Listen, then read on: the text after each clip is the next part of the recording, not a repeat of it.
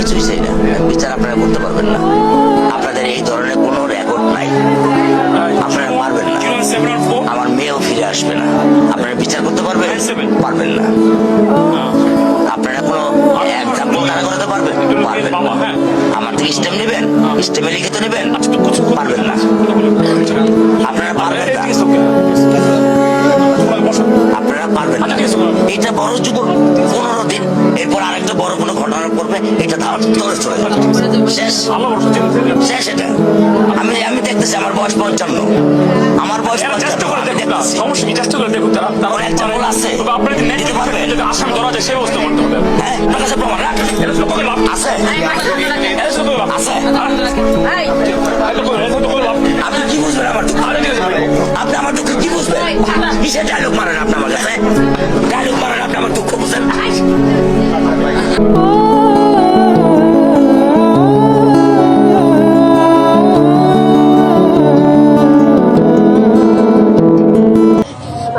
বান্ধবীর মরার জন্য বিচার চাই।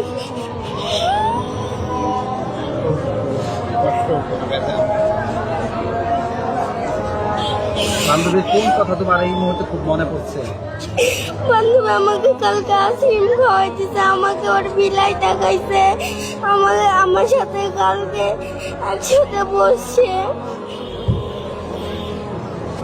এই মুহূর্তে কি চাচ্ছ বান্ধবীর এই যে মৃত্যুর খবর শুনে? বিচার চাই আমি।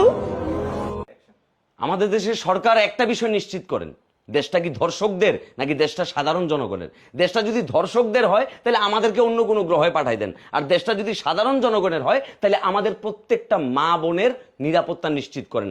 মায়েরা যাতে রাতে ঠিকঠাক ভাবে বাড়িতে ফিরতে পারে, ছোট্ট ছোট্ট সোনামণিরা যাতে ঠিকঠাক ভাবে স্কুলে যেতে পারে, স্কুল থেকে বাসায় ফিরতে পারে। আর এই যে বিটিভি আছে না, বিটিভিতে বাতাবি লেবুর চাষ দেখানো বন্ধ করেন। বিটিভিতে ধর্ষকদেরকে ধইরা তার মেশিন কাইটা দিয়ে কিংবা প্রকাশ্যে তারা ফাঁসি দেওয়ার ওই দৃশ্য দর্শকদেরকে দেখান। এই শহরের প্রত্যেকটা বিলবোর্ডে ধর্ষকদের বড় বড় করে ছবি ছাপাই দেন। দৃষ্টান্ত যদি, উদাহরণ যদি আমরা সেট করতে না পারি, এই ঘটনা বাড়তেই থাকবে।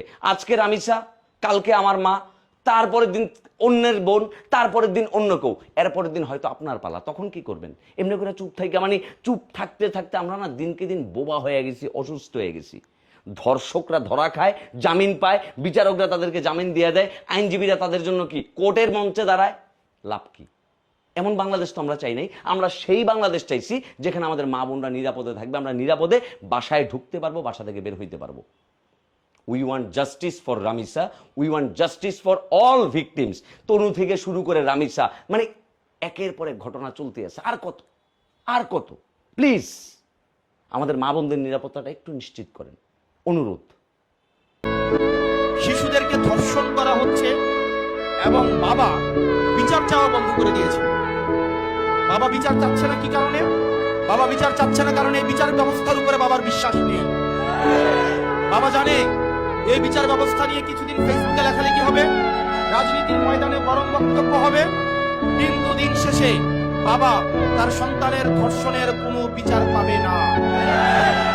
এই বিচার ব্যবস্থা জনগণের বিচার নিশ্চিত করতে পারে নাই, অন্যায়ের বিচার নিশ্চিত করতে পারে নাই। আমাদের স্বাস্থ্য ব্যবস্থা আমাদের কিছু স্বাস্থ্য দিতে পারে নাই। আমাদের দেশের মানুষ বিচার পায় না, শিশুরা ধর্ষিত হচ্ছে, বর্ডার দিয়ে অস্ত্র ঢুকছে থানাতে, আমার জনগণ বিচার পায় না। মামলা দিতে গেলে মামলা রাখে না, আর স্বরাষ্ট্রমন্ত্রী সংসদে দাঁড়িয়ে উনি বাংলাদেশের মানুষকে প্রতারণার সংবিধান শিখায়। আপনি চিন্তা করেন, রামিসার বাবা বলতেছে আমি বিচার পাবো না। কয় বছরের সন্তান সে ধর্ষণ হয়েছে, শাহ আলী মাজারে কারা মপ করেছে। সরকারের কাছে এই কোনো প্রশ্নগুলোর আমরা এই পর্যন্ত কোনো সমাধান পাই নাই। এই জন্য আমি মনে করি যে তারেক রহমান মাছ কাট বাদ দিয়ে তারেক রহমান নিজে হলো স্বরাষ্ট্র মন্ত্রণালয়ে ডিল করা প্রয়োজন। যেখানে সরকার হানিমুনে আছে, আর হানিমুনে কেউ যদি ডিস্টার্ব করে তখন তো সরকার একটু বেশি রাগান্বিত হয় যে কোনো হানিমুন পিরিয়ডে, যে হানিমুনে আসছি, এত সুন্দর একটা অবস্থানে আছি, তোমরা কেন উকি ঝুঁকি দিচ্ছ, মানে আমাদেরকে একটু ডিস্টার্ব করতেছো। তো সরকার যে হানিমুনে যাচ্ছে, সে হানিমুন পিরিয়ডে তো হলো আমাদের বাংলাদেশ তো নষ্ট হয়ে যাচ্ছে। গিয়ে দেখেছি যে যারা বিজেপি তারা যে টহল দিবে তাদের সে রাস্তা নাই, এবং তাদের বেতন কাঠামো খুবই কম, তাদের অস্ত্র শস্ত্রগুলা আধুনিক না, আধুনিকায়ন করা হয় নাই, তাদের যে গাড়িগুলা দেওয়া হয় সেগুলো আধুনিকায়ন না। এবং পিলখানার মতন একটা হত্যাকাণ্ড দিয়ে তাদের কিন্তু অর্ধেক মেরুদণ্ড ভেঙে দেওয়া হয়েছে। এই বাহিনীকে এখনো গড়ে তোলা হয় নাই এবং তাদের অনেক জায়গায় তাদেরকে রেস্ট্রিকশন দিয়ে রেখেছে তারা। তাহলে আমরা বিজেপিকে যদি শক্তিশালী করতে পারি, এবং এটা স্বরাষ্ট্র মন্ত্রণালয় থেকে কোনো ধরনের উদ্যোগ নেওয়া হচ্ছে না, কারণ উনি যদি উদ্যোগ নেয় তাহলে তো ওনার কক্সবাজার আর ইয়াবা ডুববে না, ডুববে ইয়াবা ডুববে না। উনি যদি উদ্যোগ নেয় তাহলে হলো দুলুবাইয়ের এলাকা দিয়ে তো আর গরু ডুববে না। উনি যদি উদ্যোগ নেয় যে কসবা সীমান্তে তো বাংলাদেশে হলো ফেন্সিডিল ডুববে না। এই জন্য হলো সরকার এখানে ফেন্সিডিল ব্যবসা করার জন্য যারা মন্ত্রী এমপি ইলেকশনের সময় টাকাগুলা যে ছাড়ে, এই ফেন্সিডিল ব্যবসা 5 বছর করে, ইয়াবা ব্যবসা করে এবং যত উল্টাপাল্টা সবকিছু ব্যবসা করে, তখন জনগণের উপরে হলো অগণতান্ত্রিক ইঞ্জিনিয়ারিং মাধ্যমে একটা ইলেকশন তারা চালিয়ে। পাপির দেহ পোকায় খায়, ধর্ষকদের ঠাঁই হবে না এই বাংলায়। হারকিউলিস। কি করবো স্যার, এই হারকিউলিস এমন ভাবে মার্ডার করে ও কোনো প্রমাণই রাখে না যেটা দ্বারা আমরা ওরে খুঁজে পাবো। কিন্তু স্যার আমার কাছে একটা বুদ্ধি আছে যেটা দ্বারা আমরা হারকিউলিসের একেবারে হাতে নাতে ধরতে পারবো। এই শহরের সব ধর্ষক গড়ে এক জায়গায় করেন, হারকিউলিস ওগরে মারার লিগা অবশ্যই আইব। তখনই আমরা হারকিউলিসে ধইরালাম আর ও মারাটা খাইব। বরবাদ, তোর কথা মতো এই শহরের সব দর্শক করে নিয়ে আইছি। স্যার ওগরে বাইরে রাখাটা সেফ না, হারকিউলিস যে কোনো সময় ওগো উপরে হামলা করতে পারে। এক এক করে ওগো সবাই পিসের গোডাউনে ঢুকানোর ব্যবস্থা করেন। স্যার বাইরে তো আমরা আছি, ওখানে ভিতর থেকে সেফটি দেওয়ার লেগেও কাউরে দরকার নাই, তোরা বাইরে পাহারা দে, আমি ভিতরে ব্যাপারটা দেখতাছি।